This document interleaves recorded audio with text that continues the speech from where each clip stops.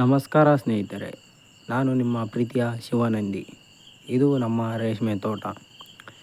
ಇದನ್ನು ನಾವು purely organic ಮಾಡ್ತಿದ್ದೀವಿ. ಇನ್ನು ಕೆಲವರು ಕೆಮಿಕಲ್ನು ಉಪಯೋಗಿಸ್ತಾರೆ, ಅದರಲ್ಲೇನೂ ಪ್ರಾಬ್ಲಮ್ ಇಲ್ಲ. ಆದರೆ ಆರ್ಗ್ಯಾನಿಕ್ ಮಾಡೋದ್ರಿಂದ ಒಂದು ಸ್ವಲ್ಪ ಸೊಪ್ಪು ದೃಢವಾಗಿ ಬರುತ್ತೆ ಮತ್ತು ಇದು ಸೊಪ್ಪಿನ ಕ್ವಾಲಿಟಿನೂ ಚೆನ್ನಾಗಿರುತ್ತೆ. ಹಣ್ಣಲ್ಲಿ ಬೇಗ ಆಗೋದಿಲ್ಲ. ನೋಡಿ ಹೇಗಿದೆ, ಹಿಂಗಿದೆ. ಮತ್ತು ಇದಕ್ಕೆ ನಾವು ದನ ಗೊಬ್ಬರ, ಕೊಟ್ಟಿಗೆ ಗೊಬ್ಬರ, ಕುರಿ ಗೊಬ್ಬರ ಕೊಡ್ತೀವಿ.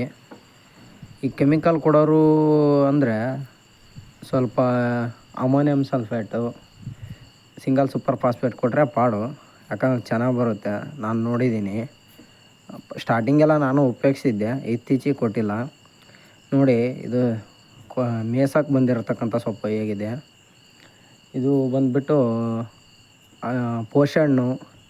ಪೋಷಣ್ ಬದಲು ಈಗ ಮಲ್ಬೆರಿ ಬೂಸ್ಟ್ ಹೊಡಿತಾಯಿದ್ದೀನಿ. ಸ್ವಲ್ಪ ಚಳಿಗಾಲದಲ್ಲಿ ಆ ಟೈಮ್ನಲ್ಲೆಲ್ಲ ಸೇಫ್ ಗಾರ್ಡ್ ಉಪಯೋಗಿಸ್ತೀನಿ. ಆದರೆ ಸ್ವಲ್ಪ ಡೇಂಜರ್ ಅದು ಉಪಯೋಗಿಸೋದು.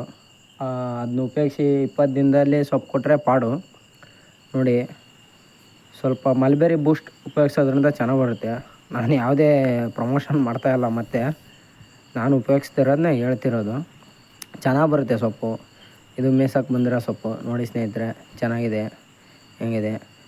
ನಾನು ಯಾವುದೇ ಕಡ್ಡಿ ಅವನೇನು ವೇಸ್ಟ್ ಮಾಡೋದಿಲ್ಲ, ಎಲ್ಲ ಹೊಲಕ್ಕೆ ಹಾಕ್ತೀನಿ. ಚೆನ್ನಾಗಿದೆನಾ? ಆದಷ್ಟು ಸಾವಯವ ಮಾಡೋಕ್ಕೆ ಪ್ರಯತ್ನ ಪಡಿ. ಸಾವಯವ ಮಾಡೋದ್ರಿಂದ ಭೂಮಿ ಚೆನ್ನಾಗಿರುತ್ತೆ, ಮುಂದಿನ ಪೀಳಿಗೆಗೂ ಉಪಯೋಗ. ನೋಡಿ ಹೇಗಿದೆ. ಧನ್ಯವಾದಗಳು.